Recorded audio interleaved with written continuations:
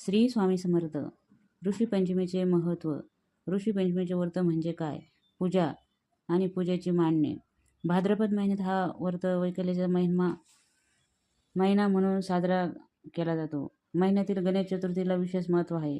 घराघरात गणरायाची प्राणप्रतिष्ठा झालेली असते. त्यानंतर म्हणजे पंचमी. ही पंचमी ऋषीपंचमी म्हणून ओळखली जाते. ऋषीमुनींचे ऋण व्यक्त करण्यासाठी हा दिवस म्हणजे ऋषीपंचमी होय. त्याबरोबर शास्त्रानुसार ऋषीपंचमीचे व्रत करताना त्याबद्दल अधिक माहिती सांगितलेली आहे. ऋषीपंचमी साजरी केली जाते म्हणजे आपल्या संस्कृतीमध्ये अनेक महान ऋषी होऊन गेलेले आहे. त्यांचा शोध आणि कार्य यामुळे आपले जीवन सुखमय झालेलं आहे. त्यांनी शोध लावल्यामुळे आपलं जीवन सुखकारी झालेलं आहे. याबद्दल त्यांनी आणखीन काही महत्त्वाची माहिती पण सांगितलेली आहे. ऋषीपंचमीचे महत्त्व म्हणजे पूजा साहित्य. आपण पूजेची मांडणी केली पाहिजे, कारण हे छोटे छोटे सण आपण केलेच पाहिजे. यांना आपण महत्त्व दिलंच पाहिजे. भारतीय संस्कृतीमध्ये असं आपल्या सणांना खूप महत्त्व आहे. याचा मान आदर आपण केलाच पाहिजे, कृतज्ञ व्यक्त केलंच पाहिजे. यासाठी एक दिवस राखून ठेवलेला असतो, तो म्हणजे भाद्रपद शुद्ध पंचमी. या दिवशी विद्वान ऋषीमुनींचे पुण्यस्मरण केले जाते. तसेच ऋषीसाठी उपवास ठेवला जातो. ऋषीमुनींचे अशंत अनुकरण करण्यासाठी व्रताच्या दिवशी विविध कंदमुळे खाल्ले जातात. या दरम्यान शास्त्रानुसार असंही सांगितलेलं आहे की तुम्ही जे खाणार आहात ते तुम्ही स्वतः पिकवलेले पाहिजे. म्हणजे आपण स्वतः पिकवलेले पाहिजे ते आपण खायचे. पण आता तर काही असं होणार नाही, कारण पूर्वी ऋषीमुनींनी कोणत्याही पशुच्या साहाय्याने न केलेलं अन्न त्यांनी खाल्लेलं आहे. त्यामुळे आपण हे सण कसे साजरे करू शकतो? ऋषीपंचमीचा सण म्हणजे ऋषीपंचमी हे बायकांसाठी असते. हे त्यांचं दीर्घ आयुष्यासाठी असते. त्यांचं दीर्घ आयुष्य कंदमुळे खाल्ले जातात. अंगी कमावलेलं पवित्र असं त्यांचं देह, मन बुद्धीशील आचरण विचार हे सर्वच चांगलं आपल्या मनात आले पाहिजे. सर्वच गोष्टी अत्यंत पवित्र असतं. आपल्या पूर्वजन्म ऋषीमुनींनी किमान एक दिवस स्मरण करावे अशी त्यांची इच्छा. अनुकरण केले तरी वर्षभर परिणाम टिकून राहतो. त्यामुळे ऋषीपंचमीचा हा सण साजरा केला जातो.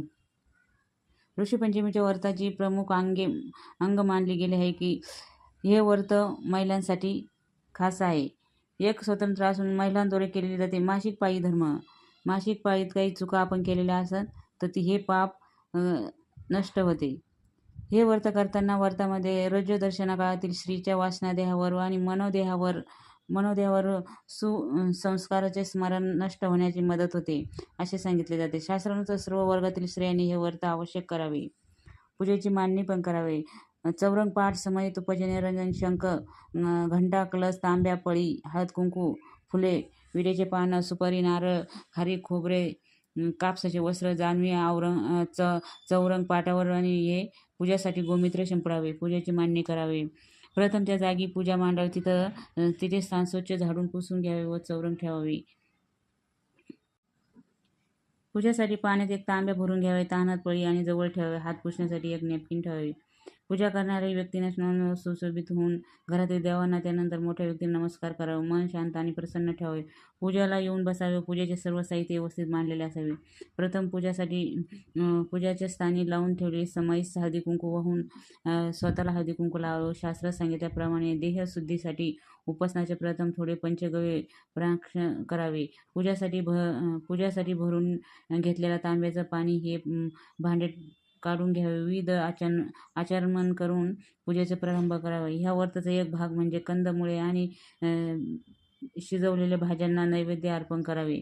ऋषीपंचमीचे व्रत ज्यांना केले आहे त्यांनी कंदमुळे आणि फळे खावेत.